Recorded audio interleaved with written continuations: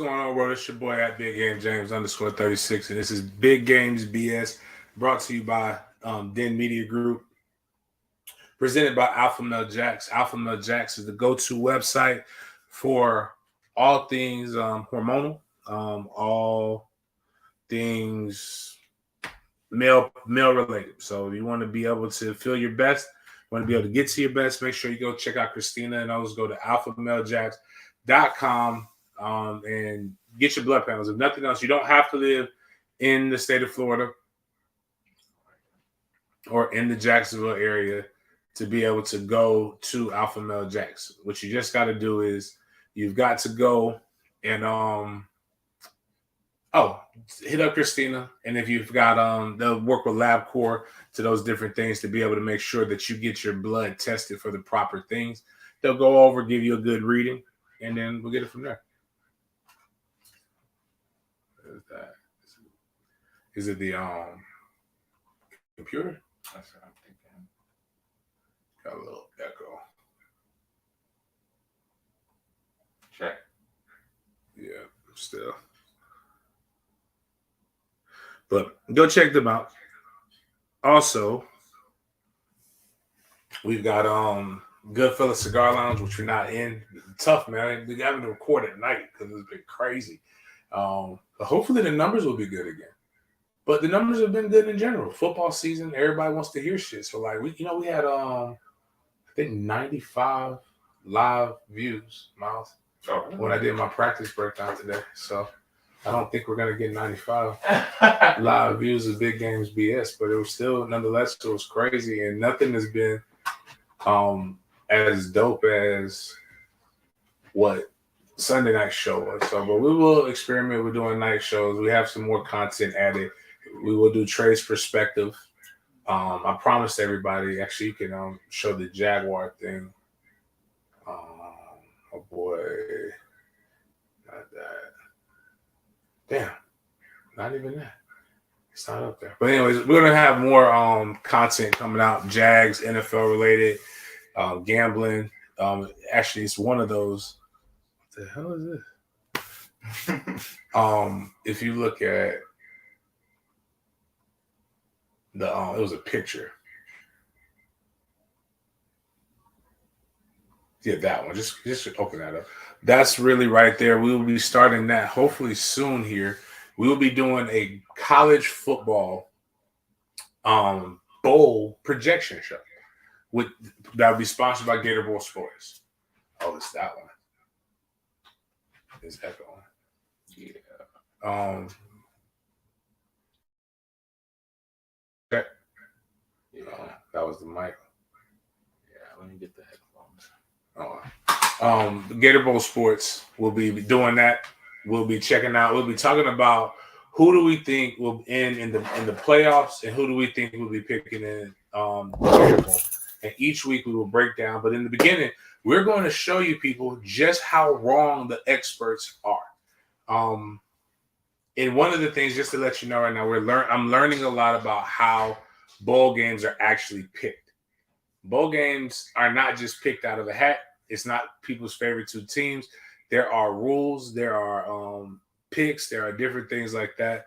And there are people who just can't. There are people who you can automatically eliminate from going to the bowl game before they even play the game. Not because they're sorry, but it's just because they just can't make it to that game. But nonetheless, it will be a fun show. The guy who I'll be doing it with is a former Florida Gator athletic director, and he was a Georgia Bulldog athletic director. Go figure. That's got to be kind of really weird to be a athletic director for a for two major rivals. But I don't think anybody else will have that content. Just like I don't think he's ever had anybody serve on the Gator Bowl committee that has scored two touchdowns or scored a touchdown in the game. So that's that. So again, that's some content we will be having. Again, Trey's perspective. Shout out to my brother CJ Wilson. CJ Wilson has his own show. What up, Chris? What up, Damien? CJ has Dope Live Dope Talk. Dope Talk is something I want you guys to go check out and share. If you would. Right now we're at 2,500. Did Media Group's at 2,500 subscribers. We have 55 members. We had a guy Andrew come in, and he gifted a whole bunch of memberships. Andrew's also an all-in member. We were 500 away from 3,000. Once we get to 3,000, we will give away $300. We will give away 2 tickets to the FSU game in Orlando, and we will. Oh, and then we'll give whatever the likes are for that show. We will give away those. We probably just need to take that off and put it. But that's my sound down there, man. Yeah, that's throwing me off a little bit, but yeah, we'll get it. This one is. Where are we at? So we got the tailgate. In Orlando, Florida, big time tailgate. Right now we have 250 people signed up for the tailgate. So that's 25% of the goal. We want to get to 1,000. Tell your friend to tell a friend to tell a friend, and we will pack out Church Street, 1331 Church Street. We also have the Ferguson building. We have all of those different things. Check us out. Should be a great time. We have. We're gonna have a block party Friday night. Check out all of those different things. That should be great. Trying to look at all the other stuff that we have here. Talk about CJ's podcast, the tailgate. Oh, and now this was the cool thing. Florida State had their practice, and again, everybody saw Trey's perspective. That was the thing I was looking for with the Jaguar coverage. But Trey got a chance to hang out with Coach Fuller right there. And this is another Coach Fuller. This is Adam Fuller.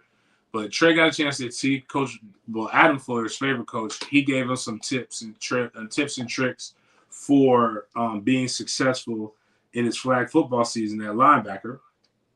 But then he saw Coach Corey Fuller. Corey Fuller is from South City Projects in Tallahassee. Played in the NFL for some years. Trey automatically respected him. He loves anybody who played for Coach Bowden. And he gave him some game.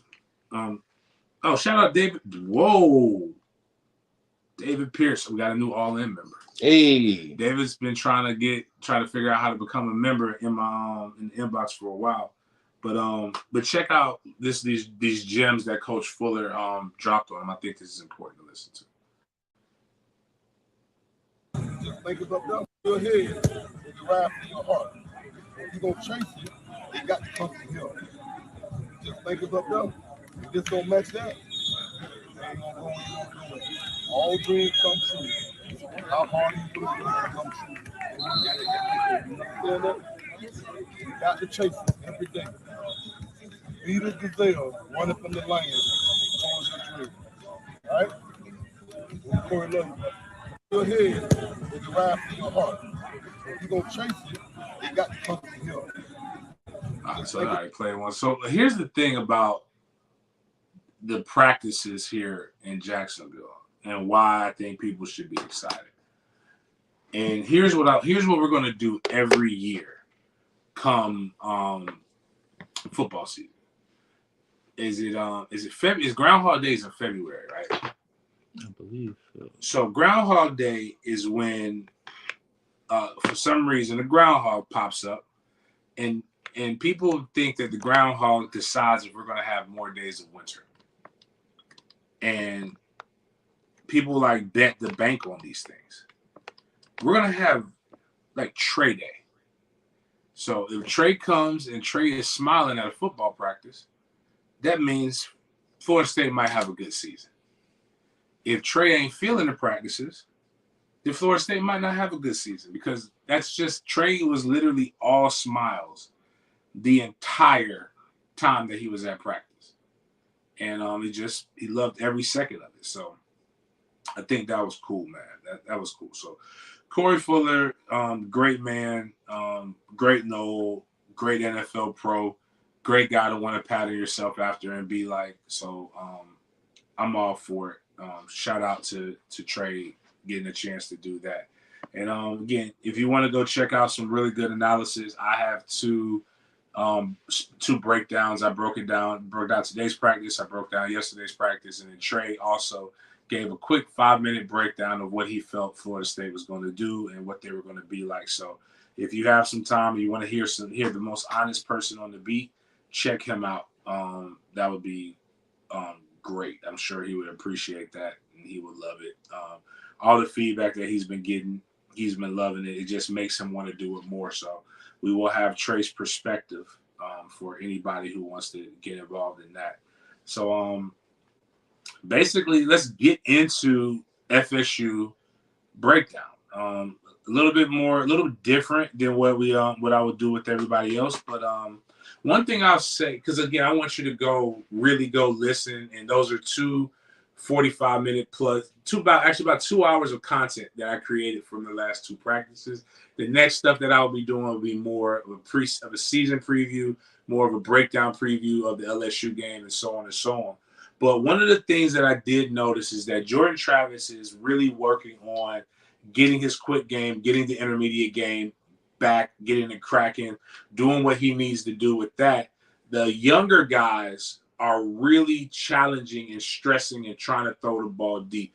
They're forcing it into spaces. They are really taking risks.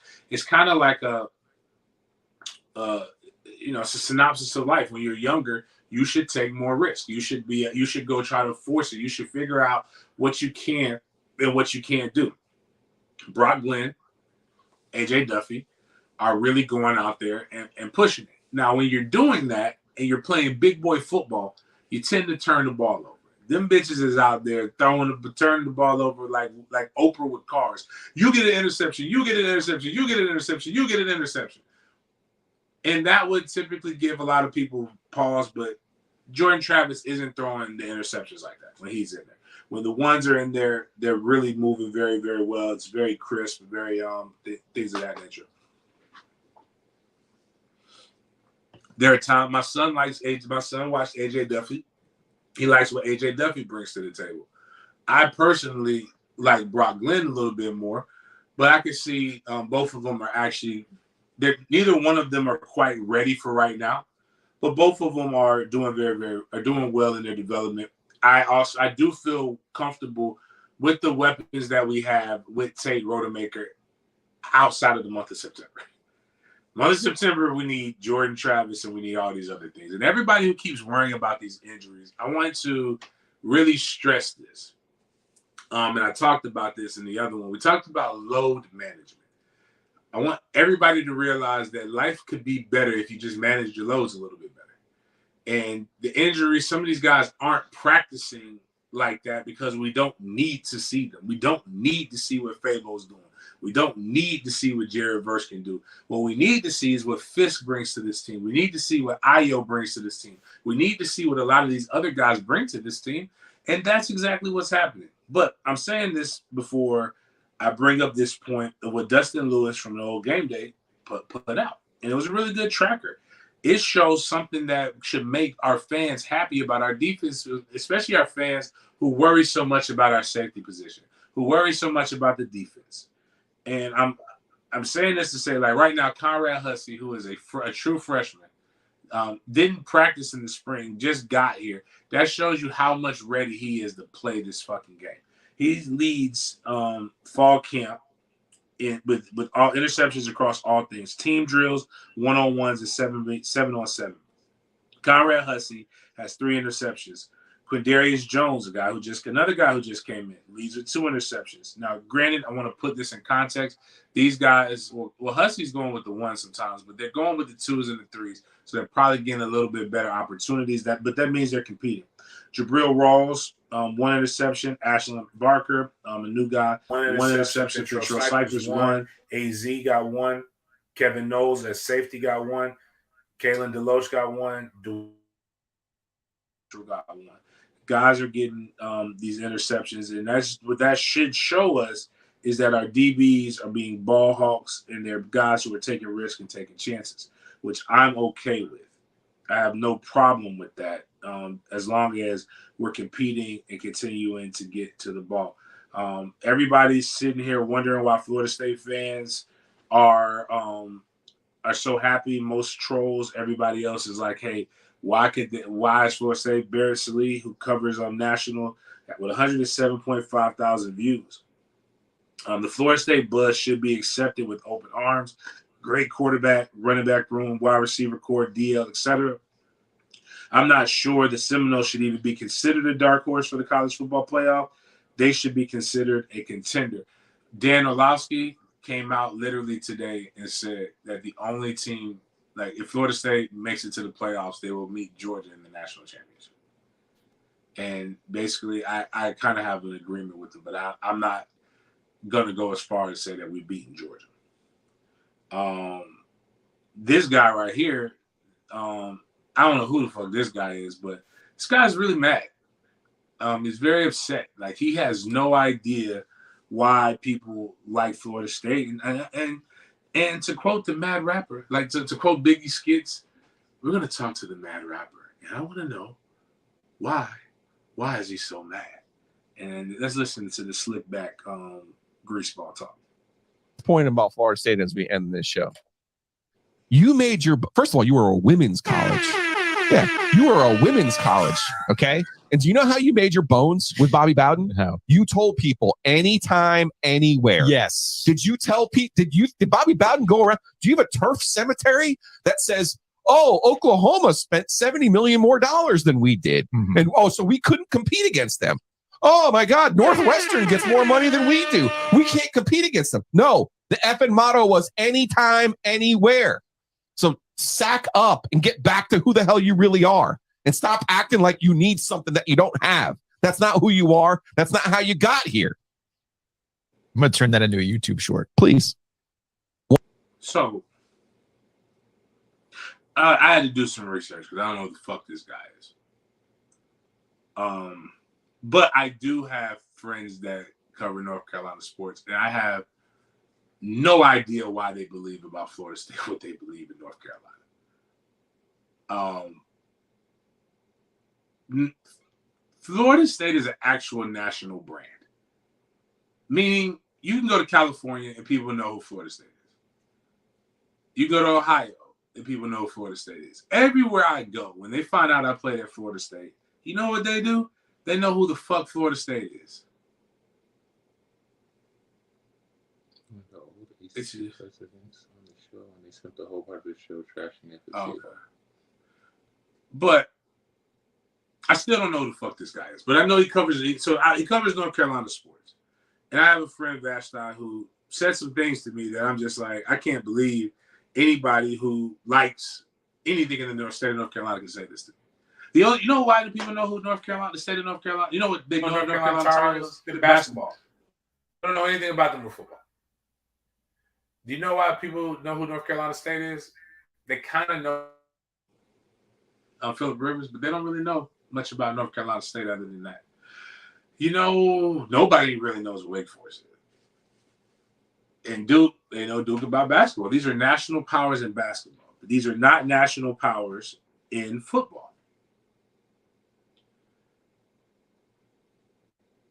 This is not the guy that I want to have talking about Florida State because it's just so easy to troll this motherfucker. You fake ass, mob looking, slick back, greasy, fat, unathletic fuck out here talking about saying shit that doesn't even make sense. And he thought he had something. First of all, you were at girls' college in fucking 1945. Like, that was the Great War. We've won 3 natties. We got so good that the Florida, University of Florida, got mad and said we shouldn't have football because we're girls' college. But this was back, like I couldn't have a show back then. I wouldn't be able to live in a neighborhood that I could live. Redlining, basically the curriculum that Ron DeSantis wants to put in. That's basically when America was great again, is when Florida State was a girls' college. That was a long fucking time ago. think I Love Lucy might have been on the air. I mean, don't quote me on that, but there was a lot of other shit that was wilding back then. You led with something and you thought you had something. Florida State is one of the most, in the last 30 years, there is only one university that has won more national championships than Florida State, and that is Alabama Crimson Tide, Roll Tide. Florida State leaves the ACC and nobody knows who the fuck you are in 20 years. And then your whole shtick is going to be about Florida State. You fucking assholes have really made these last 4 years turn into what you think you know Florida State to be for your whole life. This dude looks older than me, but then again, no offense, some white people age really terribly. You age like milk. This is one of them, could be one of them aging like milk motherfuckers right here. But I know he is at least 35 plus years old. We can say this without a shadow of a doubt. Most of his life, all he's known is Florida State beating the fuck out of North Carolina schools. This is pure hatred. Pure, and you have the gall to quote Bobby Bowden. And you're right. Anytime, anybody, any place, which is exactly why we're leaving you sorry motherfuckers to go to the Big Ten or the SEC, because we know we can compete with anybody, anytime, anywhere, any place. But even Bobby Bowden would tell you, we are not second fiddle. We are not a side bitch, and we will not be subjected to make less money than fucking Northwestern. I'm sorry. That's good for you and your loser, non-capitalistic ass. You stay over there on Tobacco Road where the fuck you at and let the big boys talk. But unfortunately for you, you know what 2 of the universities in North Carolina are trying to do? They want to defect just like us, because there's 4 schools stopping the ACC from expansion. That's Florida State, Clemson, North Carolina, and North Carolina State. 50% of your funky ass state is making sure that they don't do nothing that's going to make it hard for Florida State to defect. Talking about sit there and just take it. No, that's what losers do. And there ain't nothing to loser about Bobby Bowden. There's nothing to loser about Florida State. Don't get it twisted and tangled. We are coming for everything that's ours. Can we play this guy again? Because I just got to get, I just need to get a good, you Bud Elliott reject looking motherfucker. Like, it's almost like you thought because you looked in the mirror, you put them glasses on, that you look like my guy Bud Elliott, and you try to make it at least when I don't agree with Bud, I'm thinking Bud is kind of smart. Not kind of smart, I apologize. Bud is extremely smart. You, sir, are not. Go home, go back to your grandmother's basement, do whatever the fuck you want to do, but goddamn, I don't want to see guys like this on my timeline. Dude looks like if he came into Doak Campbell Stadium, he'd be fucking spooked. Started off with, first of all, you're a women's college. One last point about Florida State as we end this show. I'm gonna speak Canada. You made your women on my show. You guys know how the 10%. We don't, unlike most of America, we don't kowtow to the 10%. Now, if this was, if we were 50%. I would dress up a little bit nicer. I would make sure my hair is done. I would do the LL thing where I lick my lips and make sure we had the women satiated. I lick my lips anyway. But it's like a fucking perk. Do you realize that's how they got guys to come? Hey, man, I want you to come play football for this school. We're brand new. We're getting our equipment. We're getting things together. I don't know, Coach, man. I might want to go somewhere. Hey, did I tell you that there is a 10-to-1 ratio female to male? Well, where do I sign up? What heterosexual man would be upset about this? Now, again, I'm not judging anybody, because in this world, I have to be able to, accept you for who you are. But, like, at the end of the day, bro, like, that's not the flex that you think it is. That is very little dick energy. I just want you to know. You know who's worse than? Remember, now, at least that guy's coming back on board. Remember, so we had 2 guys. Josh Pate. I still don't like Josh. Josh Pate just is, I don't like pretentious. Josh Pate is really good at his job, but he looks like somebody, he looks slappable. But the guy who sipped the coffee really weird. Oh, shoot. He's like the guy who sipped the coffee really weird. and just like, whatever, man. I forgot what Coach Allen. I went back. Go back to that thing. What did my guy Grill Master say? It was the dude that got the last GOR through they had on their dude oversaw Maryland leaving in the beginning of the downfall conference, had the gall to blame it on FSU and Clemson, man. Listen, dog. You know what? Fuck it. Sometimes you gotta be the bad guy. Say hello to the bad guy. You need bad guys like me. Damian Adams gave a $10 tip. I appreciate that, man. Just all in all, man, fuck some of y'all, man. With Magic Dick. I forgot what I was saying that about earlier today. Like, somebody got me mad. Was this? Oh, my bad. It was this guy. Fuck this guy with Magic Dick. Not a Magic Dick. No, Irvin Magic Johnson. Give him that. That's what we want to do with that guy, man. Hopefully your children ain't watching at that moment. Or just tell them it's a magic, it's a mystical phallus. Tell your kids that. But going back to the FSU practice, because this guy made me mad. I want to talk about things that made me glad. Linebacker core. We saw the Pap, popping ass Pilgrim, Blake Nicholson, number 18, Florida State, looked really, really good as a freshman. But another guy that looked really, really good, and I'm trying to make sure I say his name correctly,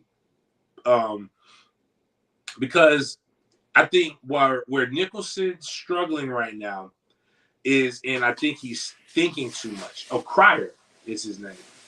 And Cryer is the young man who transferred us because they were playing with people's booty holes up at Northwestern, and the coach got fired, and he wanted to come down to where it's a little bit normal, to the girls' school. And this kid right here, number 28, I saw today. I just had to point out, as like, hey, yo, who the fuck is 28? And they said that this is the Northwestern transfer. Actually, really, really good in coverage. Really, really good in, not coverage, excuse me. Really, really good in space. Doing some things really, really good. This is a pickup that just fell in our lap. Really enjoyed him. Other notable guys, and again, if you really want to get more of a breakdown, I encourage you to go to other videos that we have on this channel. IO did very, very well. Rodney Hill is like really good. He's going to be that next guy. He's next man up. Keziah Holmes broke some really, really long runs. And I don't know how it's going to translate, but Destin Hill is like, little Angola is really fucking good. I joke, I don't know what happened and why he didn't come to Florida State 2 years ago, but I'm going to tell you straight up, I don't give a fuck. I don't care. I am so glad he is here. He is already like lined up in that slot spot, looking like he's going to hold it down. But we've got some wave after guys that are so good. And there's the three that are showing out are so, and Jaheim Bell are so good that it's like, they're specifically like, is Portier doing okay? I haven't heard anything about this guy. I was like, it's not that they suck. It's just these guys are really, really good. So we're just really focused on the guys that are really, really good. It fucking happens. Got to keep getting better. That's what you want. That's what people have been crying for. We actually have a team that's dope. Listen, S-Dot, I am a forgiving person for winning. I don't give a fuck what he did. That boy could have murdered somebody. But you know what? We all got to serve our time. We all, whatever he did, whatever he needed to do, he did what the fuck he needed to do, and he doing what he needed to do on the fucking football field. So he all right with me. I love Murder Ray. Ray Lewis. If Ray Lewis didn't win, you know what he would be doing? He'd be in jail. Have you ever noticed that when people get in trouble, they like really play very well? It's like they're playing for their freedom. Like Kobe, like when Kobe got that rape charge, Kobe was hoping. It's like if he would have slacked off, they're like, man, yeah, he really did rape that girl. He really did take it. But it was like, nope, nobody can hoop like that with a clear conscience. Like if O.J. Simpson was playing football when all that other shit happened, do you know like how that man would have like had 5 2,000-yard rushing seasons? Let me stop. A guy actually got mad at me when OJ got out. I put my dog OJ free. He said, I'm going to block you. I can't believe you said that. I'm like, well, fucking block. No, bitch.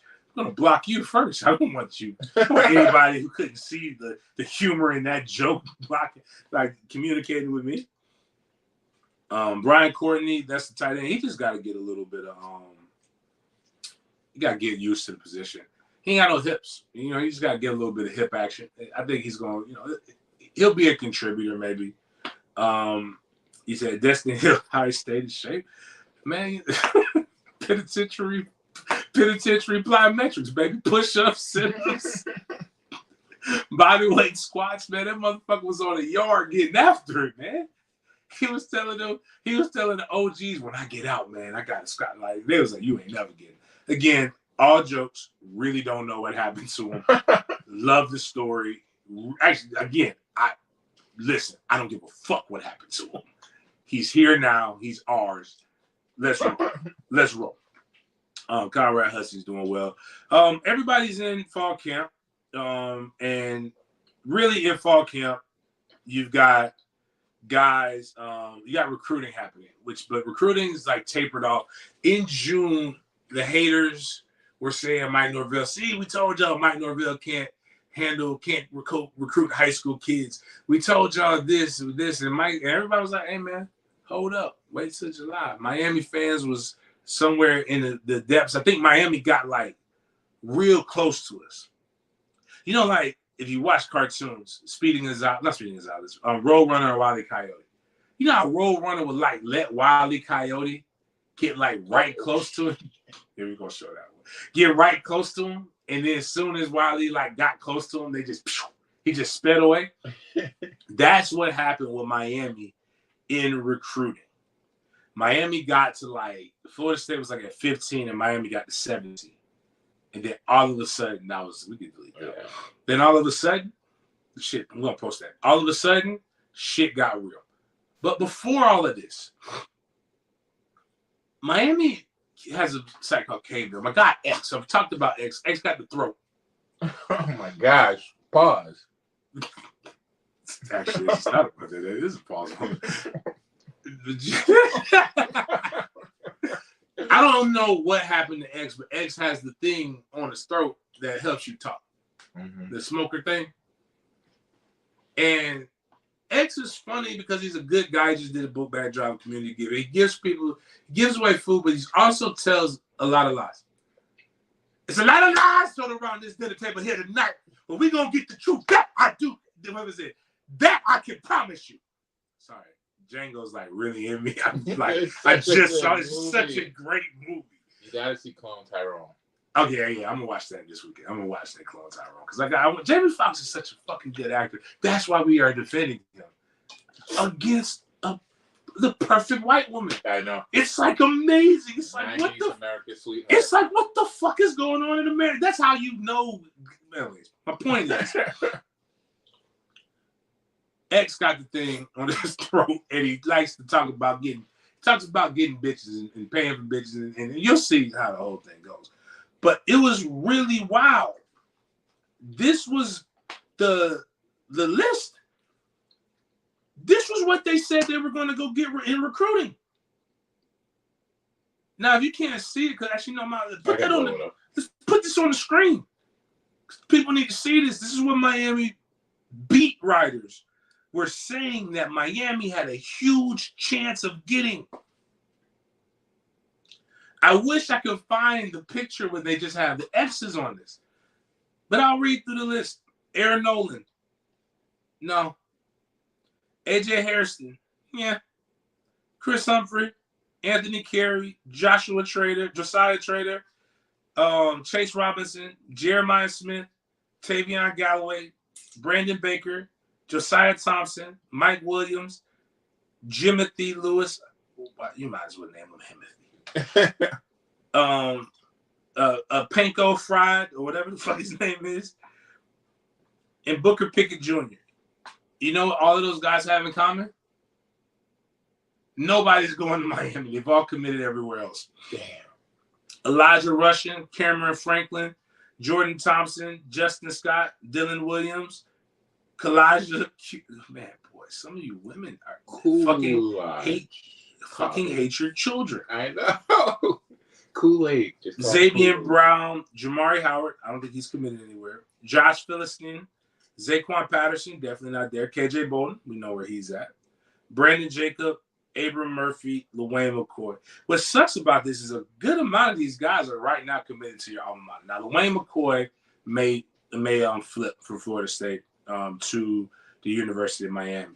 But the theme of this is that most of these people, like I would say 90% of this list has already committed to places other than Miami. Their beat said this is who they're getting. Now, they've got him. It's not just X. It's some dude named Gabe Urethra. And another person. Is it Brad something? But, they're always so – like, I've never seen this shit before. Miami's always coming back. They're getting everybody. Everything looks good. And Miami fans have had it. They are done. They're pissed off. They're tired of being lied to. I'm trying to find this because it's so sad because, like, this is what – my bad. Hold on. My bad. This is what Miami Twitter sounds like. They have this thing called Twitter Spaces. It's like a podcast, but it's on Twitter. Do we have to do that? No, we're not doing that. I'll get on Chris's and some other guys. It's cool sometimes. And it's cool to be a guest, but they'll have 24-hour Twitter Spaces. So people just keep Twitter Space and have a Twitter Space. And it was so encouraging and so good. But now this is what it sounds like.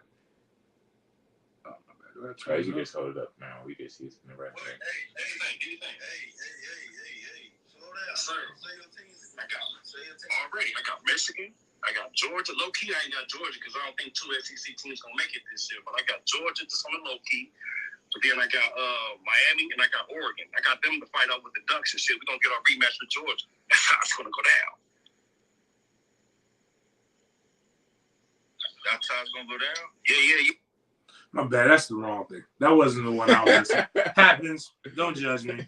I got to find this thing because you guys got to hear the crying. I mean, it was like, you ever heard somebody cry from their heart and their soul? Like somebody just crushed? And I was sad for Buddy a little bit. But then I was happy. And I just chuckled. Because we already know that Miami ain't getting shit. I wish I could find this. It's not happening quick enough. And then what's worse is now this guy, Artavius Jones from Bluntstown High School. Man. It's right around. It sounds like a sundown town. It's right outside of Tallahassee. He committed. We talked about it, but they're saying that he may flip to Florida State. Who do they have locked for real? Nobody.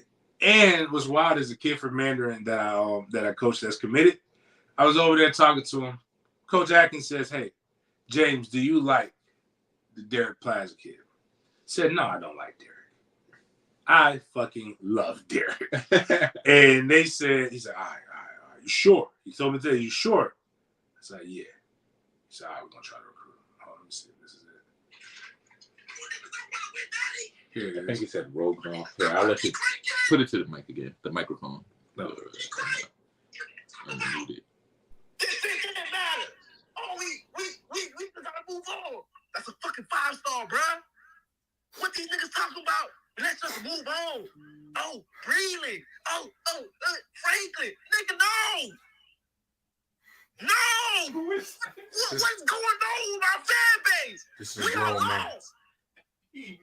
Tell him why you mad, son. Why did we stop trying to compete and just give up on shit? This is a bad win. He is mad. What the fuck? Wolf, you got to do it on the field first, Wolf. Do it on the field? Say that is what 5 and 7. Yeah, they did something before that, man. What the fuck did Missouri do? What they did on the field? He's talking to a grown man, bro. Who they do shit on the field? But who Missouri got? Who? You about to see. Just hold on. You about to see what they about to have. All right. Who Missouri got? All right. Just hold on. Give him a run. Whoop, I ain't seen nothing pop up yet. Okay. Okay, you about to see. Hold on. Who Missouri got? They about to laugh us. They about to laugh us. Can't believe this shit, bro. Wolf, answer a real question. How much of a chance you thought Colin Simmons was going to Miami? But it's not just Colin Simmons, bro. We whipping left to right. Oh, you talking about in general? I gotta say that. Man, this shit is hurting, man. Come on, man. Every time it's a big whale, we whip it. I'm tired of getting lied to by my program, bro. Who lied to you? I'm tired of getting lied to, bro. I'm with you, dog. That was the realest God statement. damn, bro. I love this shit, bro. Wolf, Start listening to G-Mo, I man. pay my hard-earned money to go to these fucking games, bro. Don't lie to me, bro. Start listening to G-Mo, man. He just wants the truth. Just wants the You truth. got this nigga, Dennis, whatever his fucking last name is. The Nigga. funk Look, play. nah, They lied. that shit hurt, man. Nobody wants to tell the truth.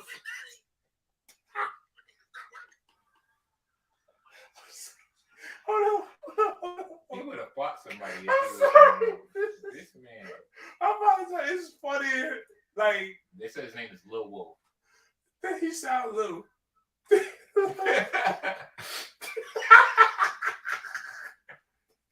Hey man, this is why I talk about, like, real talk. It's a grown man. Okay, I'm gonna get myself together. That's a grown man. He might have children. He might have a wife. And he's very emotional. He's upset about what little 17 to 19-year-old boys are doing. He's that mad. Damn. I'm just trying to imagine. This What was is he doing, like and what's that? crazy about these, Miles, and this is what I don't get. I know what I do for a living, so I know why I'm free in the middle of the day. What the fuck do some of y'all do during the middle of the day? Because what I want to know is, how are you on social media all the time, and how are y'all on Spaces? This is a man in somebody's cubicle working for somebody, and they are not getting their $15 an hour worth. This is crazy. I would fire him. I would literally fire How him. it happens. I feel like the more money you make in those cubicles, the less you gotta do. It basically, it's like working a stage job. Like, Yeah. people be over here like calling me and just like why are you hunting me down? Like, what the fuck are you doing? Like, shouldn't you be working? It's like when my mom called me when Luther Vandross died. It was one of the funniest moments in my life. Not because he died. My mother really loved Luther Vandross. Yeah. My mom called me like in tears. Like, she was upset. She's like, baby, I'm going home. I had to take the day off of work. It was a hard day. I was like, what the fuck? Why the fuck are you taking off of work, Carl? Like she's like, Luther died. I'm like, Luther, who? Luther Vandross. Like, you fucking took off of work because an entertainer died? Like, who's gonna take care of my sister? Like, we got bills. I ain't in the league yet. I think I was like a sophomore in college or some shit like that. You don't get your ass back to fucking work and go make this money. I haven't felt sad for Ali. When Ali died, when Muhammad Ali died, I kind of felt that. Oh, okay, yeah. That was rough. But yeah. But long story short, I really believe if that guy's child was in the room, he would have punched that kid. It's kind of like what was the Boys in the Hood when he came in after Ricky got killed? He was like, he was punching. It's like, he just gets drunk, argues college football, and goes home and beats his wife. That's it, right? Like, so to the point of Etsu, who is one of the reasons why these people are mad. Uh-oh. What's wrong? Oh, no. Oh, okay. I thought we said. Oh, he's one of the reasons why these people are mad. I keep accident. No, we're gonna get that one. You might as well keep it up. Look up Dibby Dibby Dukes. Dibby Dukes. Yeah, we got Dibs up there. My boy Dib, and he's my hairline, my brother in hairline right here. And Dibby's friends with him. He's like, it never fails. He make bold predictions, and then when he's wrong, he exaggerates about his life. This is what my guy with the throat is saying about his life. Mm-mm. Grown men searching Twitter for my tweets while X be sliding with hoes on yachts. I see why they don't like me, dog. That is not why they don't like you. Actually, it's encouraged, and people want to know how you got the hoes. But even though you're paying for it, it doesn't matter. Ends justify the means. I'm one of those guys who's not going to judge you.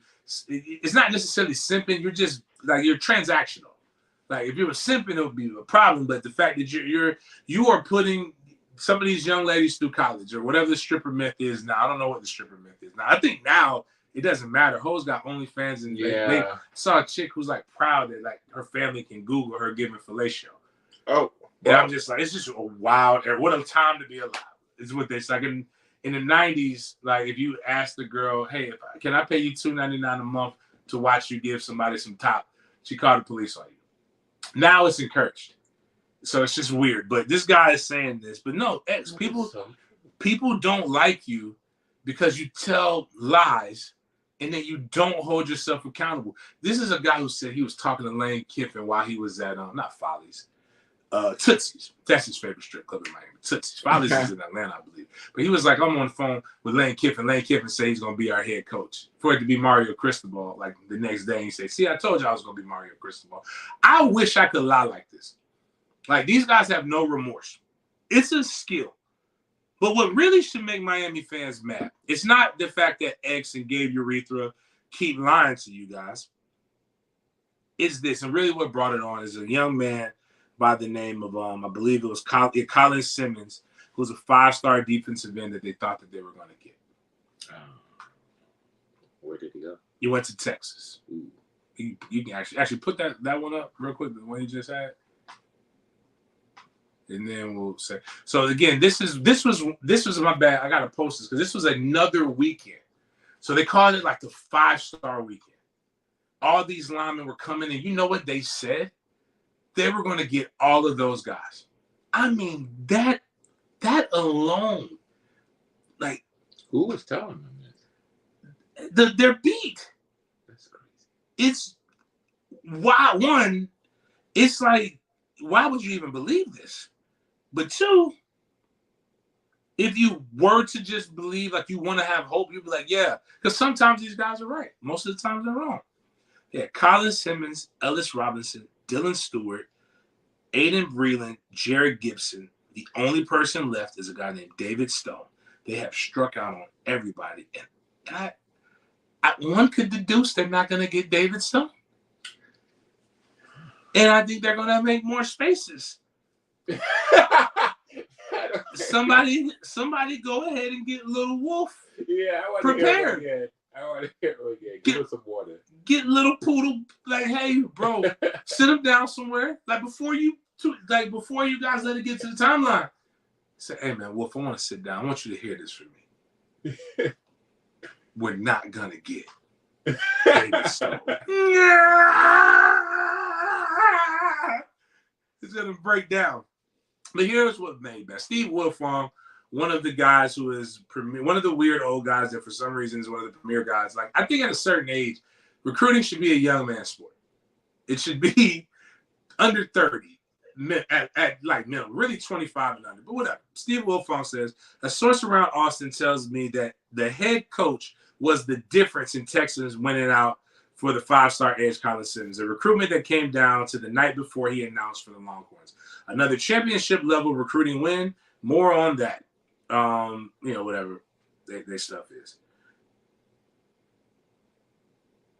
It came down to the head coach. Miami fans love to brag about that a lot. I've told y'all, at the end of the day, no matter what X, no matter what Gabe Urethra, no matter what any of these guys have said, Big Game has told you the truth. I've told Miami fans the truth. I told you you're surrounded by a bunch of lying ass Cubans. Yeah. Right. It's not my fault that y'all kept listening to these lying ass Cubans. You got one, that lying ass Cuban that now everybody that's about to go to the booty house because he got for corporate espionage and all that other shit. The John Ruiz. Mario is a lying ass Cuban. It's not all Cubans lie. It's just them some lying ass Cubans. You get in there, they call them. He got like these patent leather shoes that he wears with no socks, and they're like, "Oh, that's what Mario's serious." You see when he got patent leather shoes on. I've never. That ain't even saucy. Like he bragging about patent leather shoes. Like, man, what the fuck? Like he looked like an old weird ass Cuban that wants to be an Italian. And it's like they're coming down there and they're fed up. They're fed up. They have to sell hype now, right? Even the beat writer's job is not to report, it's to sell hype. So they can keep the hype machine. That's all they got. Yeah, that's all they got left. Man. The whole city. Now, I wouldn't have won a natty. But one of the best things Miami did was pull my scholarship. I don't know how I would earn a living. Ooh. Yeah, my academics weren't.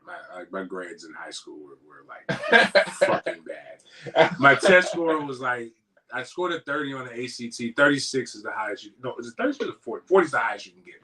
But I scored damn near perfect on like the English and stuff like that.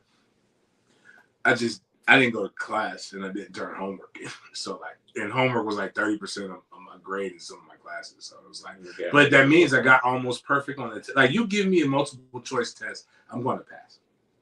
Like no matter what it is. Like if the bar is all multiple choice, I probably could go past the bar tomorrow. Just by logic and reason and like getting everything. I'm not gonna get every question right, but I'm gonna get a lot of them right. One thing Carmen taught me how to do was take a goddamn test. But one thing we can do right now, taking a break, is I'm gonna get through all of this stuff because y'all gonna have all weekend. Y'all got tons of content on the channel to go just digest and love and do whatever.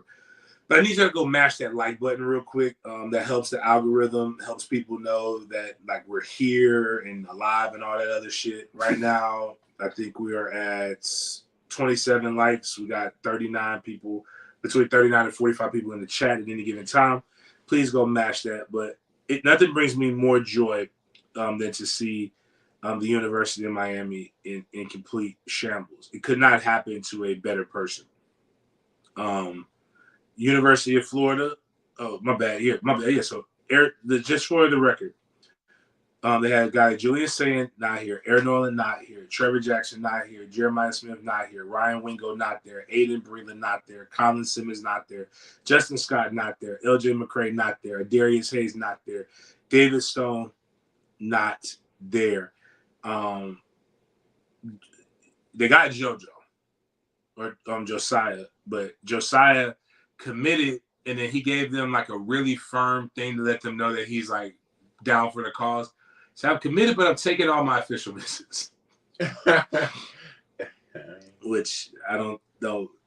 I don't really know. That don't sound like committed. That's like that sounds as committed as Kiki Wyatt was to her boyfriend when she went to that Usher concert. With all that being said, I'm loving Miami's recruiting efforts. I'm loving the University of Florida. I stopped the conversation, but there's still things going on. Florida has a lot of linebackers, and the question was, are they wasting resources at linebacker? I love Florida's recruitment strategy at linebacker. They're bringing in like 5 of them bitches. Bring in more. You can only play 2 to 3 at a time, so I don't really give a fuck. But we have some injuries to people who are on our schedule. Oh, my bad. We need to put this. My fault. Before this, guys, if you're on your laptop, tell your old lady or tell your kids, back away from a little bit because this was basically shows they got Mario on the recruiting trail at Oregon versus Mario on the trail at Miami. And he's a liar. He's a fraud. And I think women should just let it hang. Everybody like a little fupa every now and then. But this is fraud. This is fraud. I'd be like Lil Wolf. He's fraud. This is what they thought they were getting is Mario and the girl in the yellow and the blue to the left. What they got was old lady here, Fluffy. They got what do you call it? Biscuit. Is that what it is? Like when you get the can, the pills, the biscuits, and you just that's no. Listen. There's nothing wrong with the picture to the right. There is. No, hold on. I'm saying there's nothing wrong with it. Unless you were sold the picture to the fucking left. Oh, facts. If you knew you were getting, it's people who know they getting the right and they're gonna go hey, listen, finish the drill. But if you thought you were getting the left, and then the right, then she relaxes or breathes, and then the right shows up, that's fraud. Oh my gosh! I mean, that's why leggings should be illegal for some women. But whatever, that was a controversial topic that we had on the Sports Den 8 years ago when we started. But whatever. Unfortunate news. I never liked injuries. You never celebrate an injury. University of Florida projected starting defender tore his ACL. Forgot Jit's name, but it's not good. That's not a good take. And Louisiana State University, aka LSU, their starting cornerback broke his leg. But this is the delusion that we have to listen to from the other fan base. And it's interesting. All jokes aside, I think Miami will have more wins than the University of Florida. That being said, I still think University of Florida and Miami played head-to-head. Florida will win. It'll be the toilet bowl, but they will win. But let's listen to what this young man right here, what's Eden Gilbert Great, has to say about what he thinks about the University of Florida season. Y'all gonna think I sound crazy. I know y'all gonna think I'm tripping. I just want to say this real quick. I 110% believe with all my heart, without a shadow of a doubt, that the Florida Gators gonna go undefeated this year. We gonna beat Utah in game 1, and that may surprise people, but it won't surprise me. I'm not being silly. I honestly believe that we got the best running backs in college football right now. We got the best run-to talent. I believe we got the best young coach in college football right now. I know a lot of people believe in nostalgia, and y'all want Georgia to repeat because it's going to create a dynasty, and a lot of y'all hate Nick Saban, which causes y'all to root for Georgia. Kirby Smart is a victim of I honestly believe we're going to beat Georgia by 2 touchdowns this year.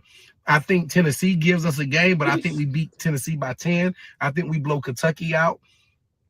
I honestly believe that the Florida Gators will have the best football season we've had since 2009. Will we play for a national championship? I don't know, but I do believe we're going to make it to the college football playoffs without a shadow of a doubt. I don't think we have a Heisman Trophy quarterback, but I do believe we have a Heisman Trophy cornerback in Marshall. And I think Devin Moore steps up and becomes top 10 cornerback in the entire college football, whatever.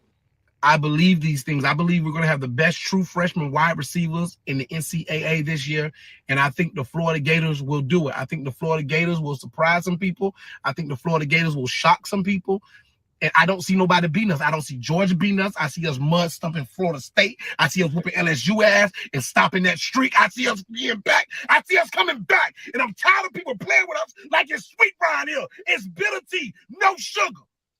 Stop playing with us, man. Ain't nothing all good, Ryan Hill. Imagine if Ice Cube ain't have a good day and he had to use the AK. I'm just saying. Stop playing with us. Shit ain't a game, man. Ain't no game, homie. It's the 352. Gangsterville, Florida. I have never heard. If I had teeth right now, my hands would be bleeding. It's great to be a Gator, man. Always, all the time, man. The sun is shining because we dying here, man. All you naysayers and shit. Boy, listen, boy. I ain't never seen. Boy, listen, boy. Like with all my heart, I put my life on the line for the Florida Gators this year. I bet my life. I bet my life that we start the season 8-0. And if we don't, bring this video back up. Everybody get it. He just really. Oh, everybody. Yeah. He just wants the attention. I got it. He just wants the attention. This is engagement. But yeah, let's give him the attention that he desires. First and foremost, those shirts are supposed to be accentuate the positives. Like,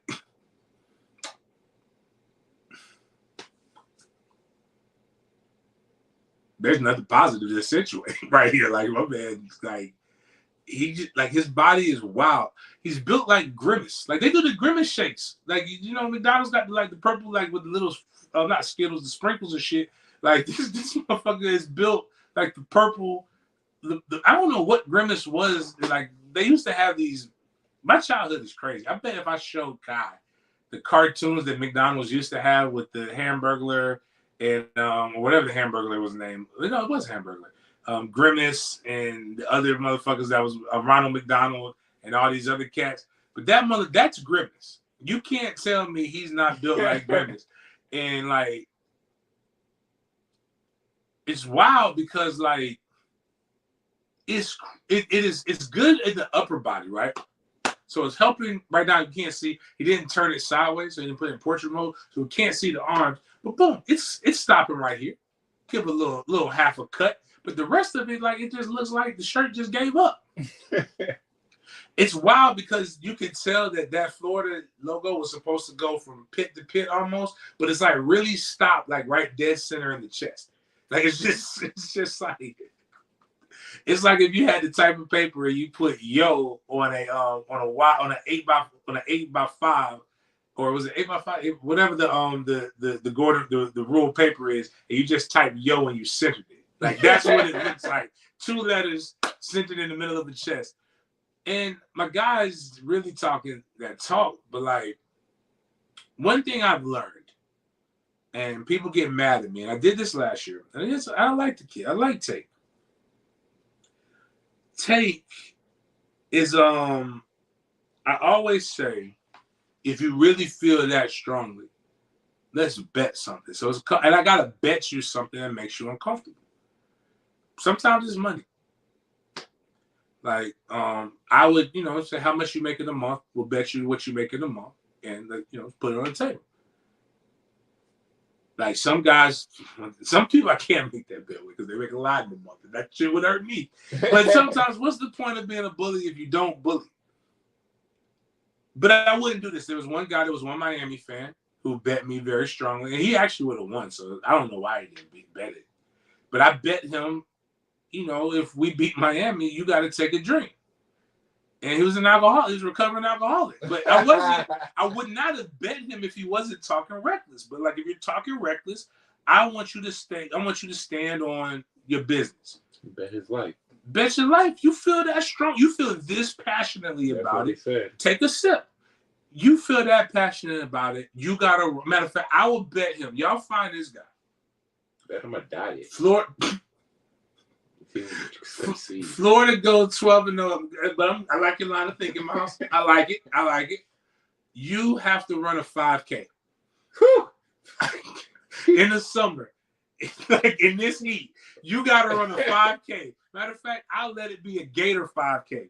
You tell this motherfucker right here that if Florida doesn't bet me whatever he wants to bet me, I cut my dreads if Florida goes undefeated. Bet me that. That's something that's tough. I don't want to cut my dreads like me. I cut my dreads. You run a 5K. You were asking him to commit suicide. he said he bet his life.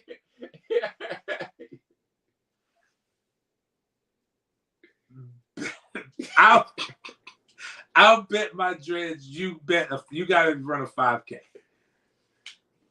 Seems fair. Like I think he'll do whatever. I think he'll be fine. Let's roll with that. But yeah, y'all pray for Josh in whatever grade is. But going to the NCAA, sticking with college football, NCAA assholes.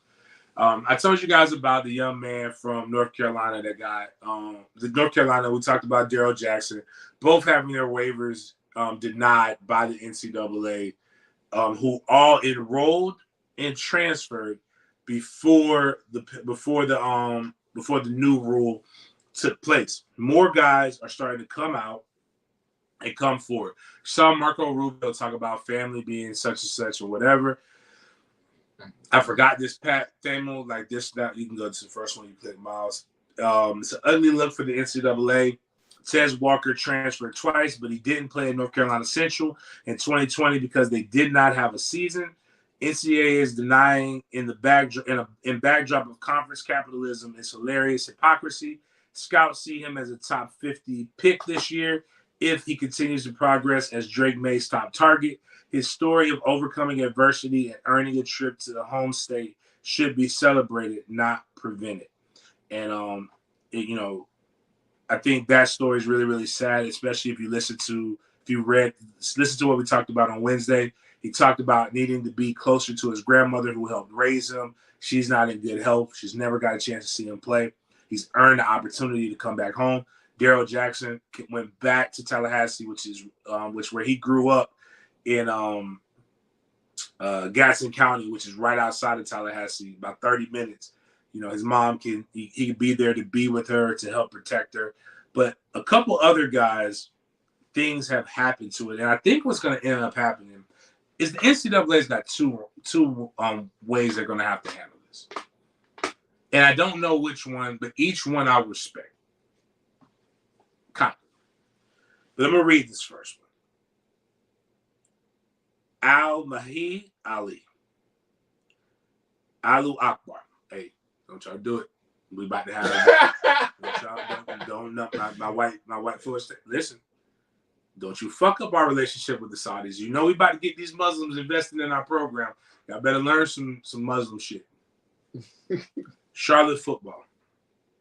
Since the beginning of January, I have been working with our athletic compliance office and administrators to become eligible for this upcoming season. I was aware of the previous guidelines for the two-time transfer rule before I entered the transfer portal, but after I had already transferred, the waiver guidelines were changed. I already transferred thinking I fit the criteria within the waiver guidelines, and I truly believe I have a legitimate reason and was left with no other choice. After submitting my request for waiver, I was denied by the NCAA, so I filed an appeal, and they denied me again. I want to explain my reason to everyone because I believe I am being wrong and I deserve the chance to play this football season. One of the main reasons I entered the transfer portal is because of religious discrimination that I experienced at my previous institution. As a Muslim at a Catholic institution, I experienced a great amount of scrutiny that took a severe toll on my mental health and overall well-being. As my only opportunity, I felt I had no other option, and although I knew it was a Catholic school, I still decided to attend because of my initial visit. The coaching staff and campus seemed to be welcoming and understanding of my faith, despite the fact that this was a Catholic school. This was, in fact, not the case. Once I arrived on campus, I went to my previous institution with the expectations that my beliefs in religion would be respected the same way they were in high school at St. Francis Academy. So he's been a Muslim at a Catholic school basically his entire life. Numerous occasions I felt discriminated against solely because of my beliefs. Oftentimes I felt uncomfortable partaking in things like prayer or wearing my religious clothing on campus because of the looks of judgment I would receive from faculty, staff, and peers. I also experienced instances in the cafeteria where I was unable to eat because the staff was not accommodating to my religious practices. For example, a staff member refused to change their gloves after handling pork. For those who are unaware, pork consumption is unacceptable in the Muslim community. This is just one instance where the inconsistencies left me feeling isolated from my peers and teammates. Another reason I decided to transfer was to get closer to my family and be able to support them. I am a father and a husband, and my job as a father and a husband is to protect and provide for my family. At my previous institution, I did not receive any stipend or Pell Grant, even though I was on full scholarship. I had no money to provide for myself, so I definitely could not provide for my wife and daughter. I rarely had a chance to see my family while at school, which only worsened my mental health. I take pride in being a strong individual. I'm usually able to, long story short, my man is a Muslim at a Catholic school. They told him, hey, you cool, you can play ball, you'll be all right. Came there, they treated him bad. He wanted to get closer to his family. The actual fucking exceptions in the rule state mental health and discrimination, which is always funny though. The biggest, y'all realize this country was started because with a bunch of ex-convicts and people who were persecuted for their religious beliefs. Yeah, we're probably some of the most persecuted motherfuckers of religious belief, and the biggest persecutors love to feel like they're being persecuted. They're like nobody gets persecuted more than Muslims, even though Muslims are some of the best Christians that I've ever met in my life. If you don't understand what I mean by that, get you a good solid Muslim and you'll be like, damn, they practice more principles than fucking we do. So that's one guy. But this one right here, in a story of irony, I want you to pull this one up, Miles, and then if you could go look for Deion Sanders intro to Colorado. So this is the Cup kid. Yeah, that one. So we can put that up on the screen. Because that one is bananas. Actually, before I get to that, I'm gonna go, but you did go find it. Leave that up there. Go to Deion Sanders. Bruce Feldman put, this is another messy case the NCAA has now in its hands. I felt discriminated, alienated outside of school, team. Everything I've given the NCAA or told them is the truth, and they're just not believing me. Now, this one right here is the next one is so real because we all fucking saw this in real time. Incredibly disappointed in the NCAA. Now, this kid right now, Mattis Kopp, would have probably been the starting quarterback at Miami University, who opens the season, ironically, with the University of Miami. So Deion's opening thing with Colorado, not the president, like with the team. Incredibly disappointed in the NCAA for denying my waiver today. Another case of the NCAA trying to save face and not caring about the student athletes for 3 reasons. I have a learning disability, and accommodations and evaluations were not made available to me in Colorado. My academic counselor left mid-year, as did my coach. I struggled alone. My decision to transfer was made. Number 2, decision to transfer was made a day before the NCAA eliminated the no participation opportunity for immediate eligibility. I could not come back from this. Number 3, Coach Prime made it very clear that holdovers from the previous team were not welcome, and it was best to leave, especially as I am a quarterback, the same position as his son, who I train with in the offseason. No disrespect to CU or the coach. Just go watch the intro team meeting that got 30 million views. I'm the guy in the front row. So for those who don't understand this young man's plight, you got the video? Is this it? Yeah, I think that's it. And, we'll see. It should be. We got a few positions already taken care of because I'm bringing my luggage with me. And it's Louis. Okay.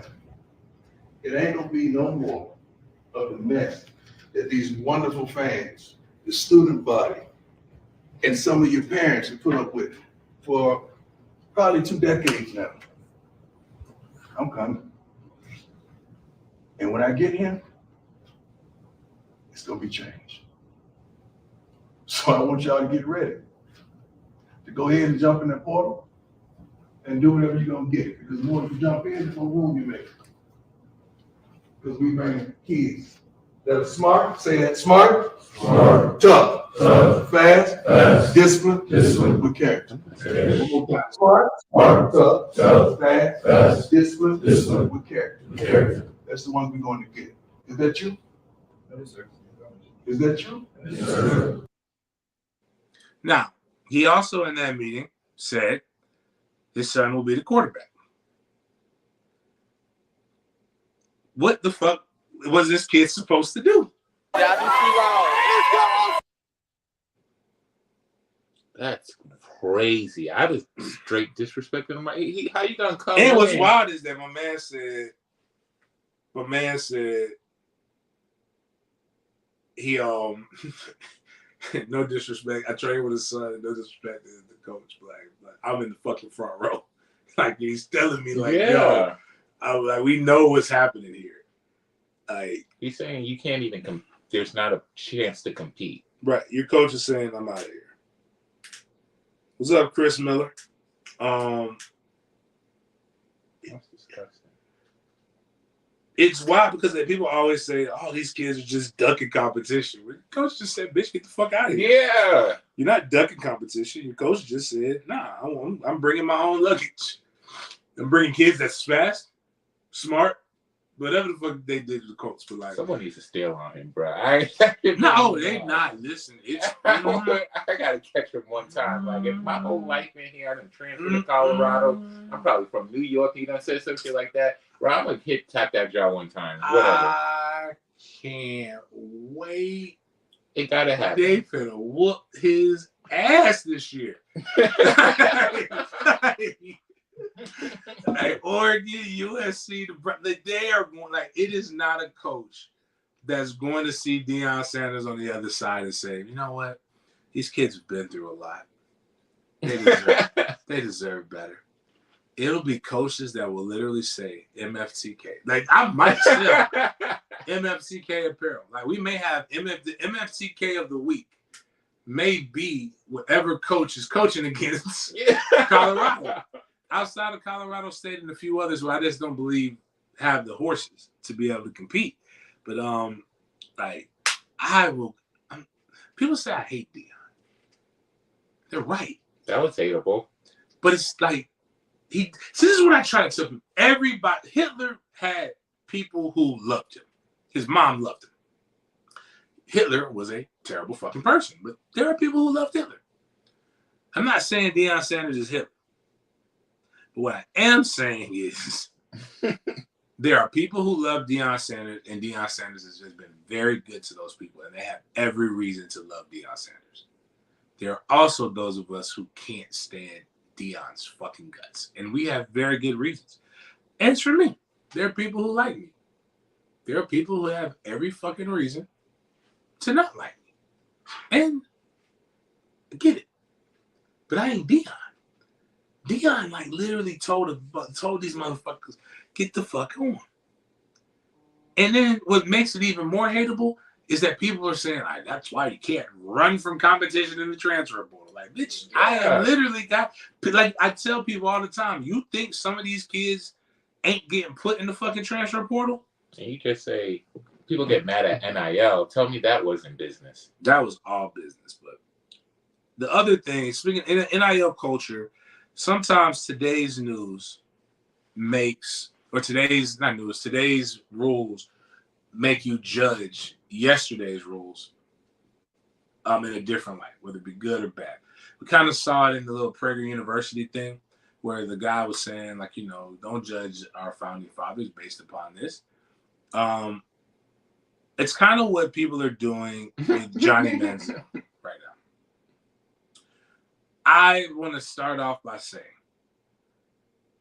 I'm a Johnny Manziel fan. Like you can find me on social media.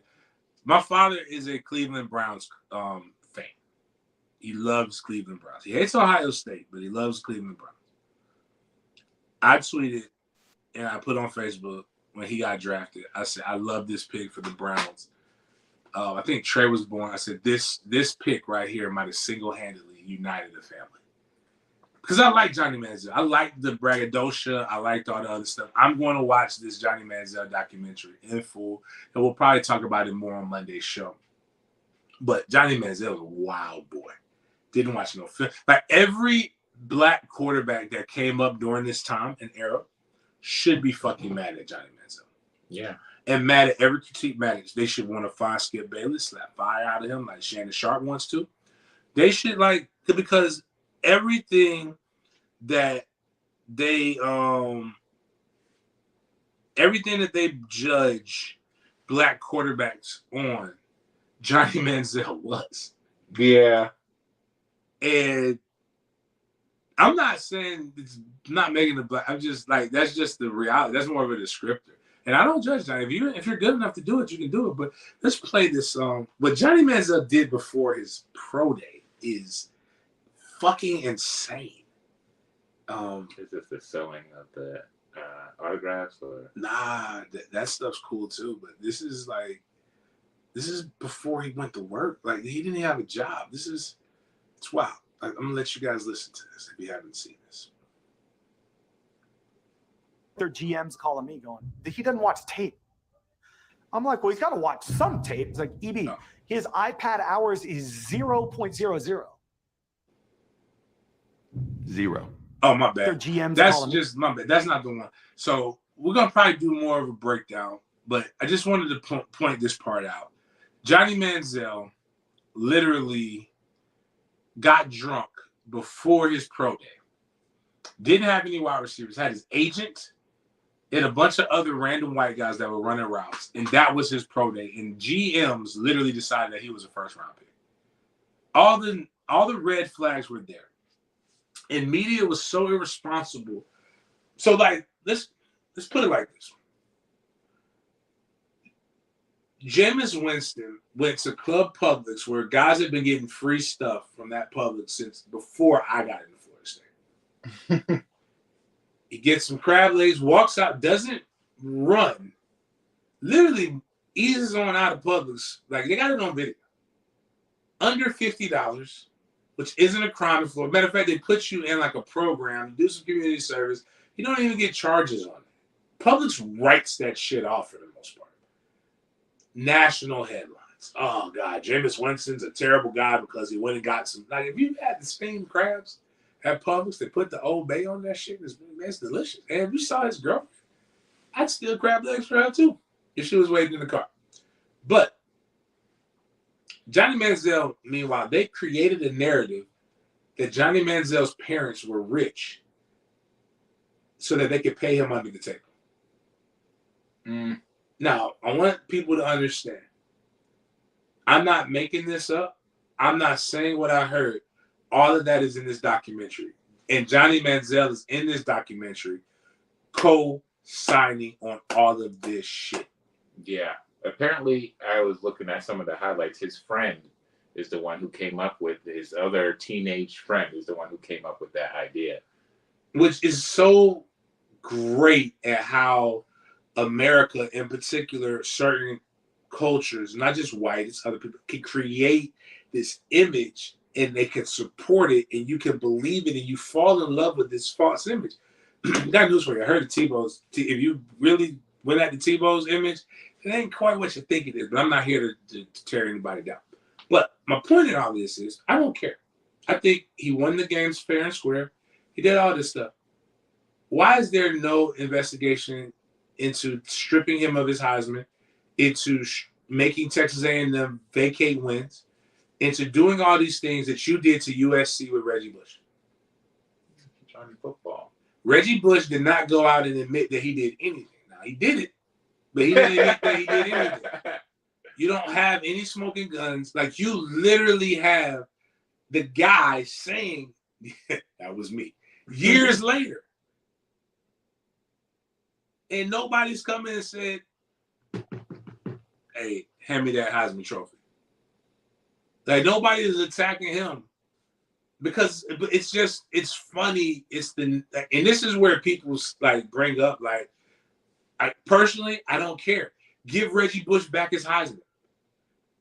Or take Johnny Manziel's Heisman. It's equality. This is why people believe that there's a separate set of rules for people, because there is a fucking separate set of rules for people. To a manifest. Johnny Manziel is, oh, that's just good old boy stuff. That's just water under the bridge. You just won a Heisman Trophy and like that. The rules of the NCAA now, look at, they're paying guys. Who the fuck cares? They weren't paying guys then.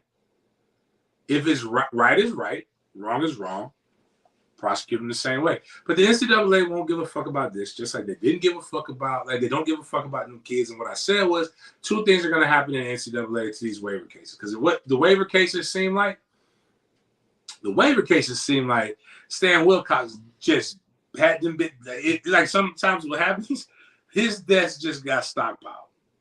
He didn't read not now one of the motherfucking waiver requests. He just stared, denied.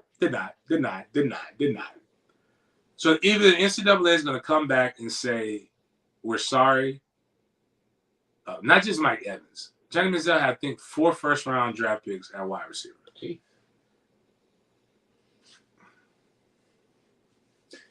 Turd versus talent. That is basically, he fleshed out Denny's statement. Yeah, I use that all the time.